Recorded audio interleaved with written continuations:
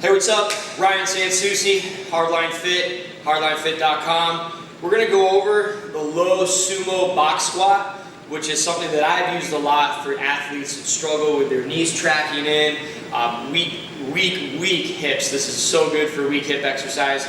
And another thing that I like to tell people is that this is not something you're usually going to start off with right out of the gate with like a super amount of strength on. We're going to kind of set up on the box with your normal sumo position. A couple things with the box squat, you'll see a lot of guys like they'll just kind of touch and go. It's not really how I feel the box squat should be done. So we're going to teach you how to deload on this video, and the proper way we want you to sit on the box, proper way to get up from the box, and kind of different things that you can achieve and progressions in this lift that will make your hips stronger, make you stronger as an athlete, and also increase your mobility. So one thing you're going to notice is I sit down on the box here. I'm going to start from the seated position just to show you guys what's up. I'm going to sit in the sumo position with my feet facing forward. This is really going to open the adductors of the hips. Next thing we want to do is push the hips open. Alright? We're going to spread the ground apart with our feet. We're going to sit up neutral. Alright? We don't want to stay in this lean forward position. We're going to sit neutral on the box. Abdomen engaged, super tight, back erectors tight.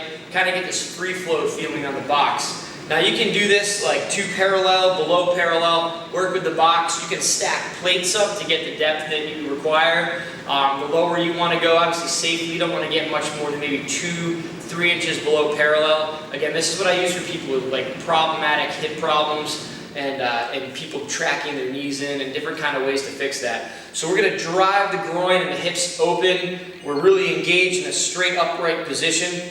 Now the shins are going to be placed, I'll rotate to the side so you can see the shins are going to be placed vertical or in front of the knees. Now the further in front of the knees that you can do this with, the better you are at it.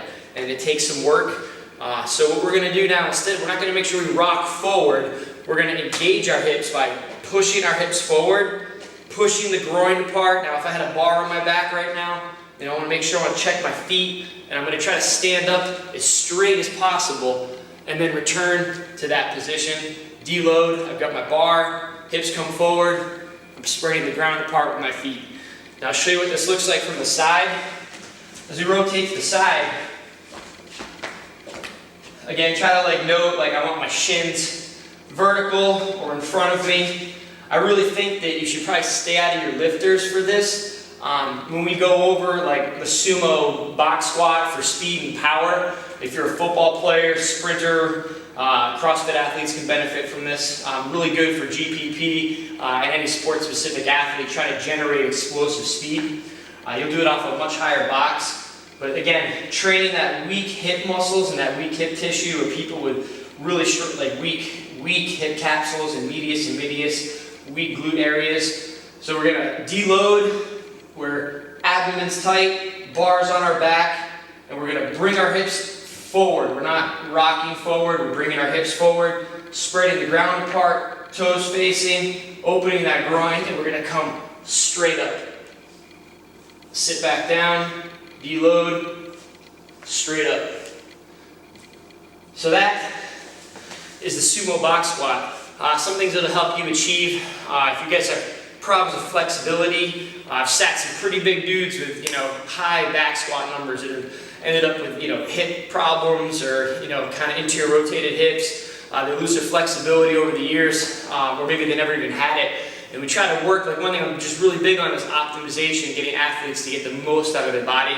And if you have to, start more narrow, start with the shins, underneath the knees, behind the knees. Just make sure you try to track those toes as straight as possible. And if you have any questions, just shoot us an email at info@hardlinefit.com and we'll get after you. Thank you.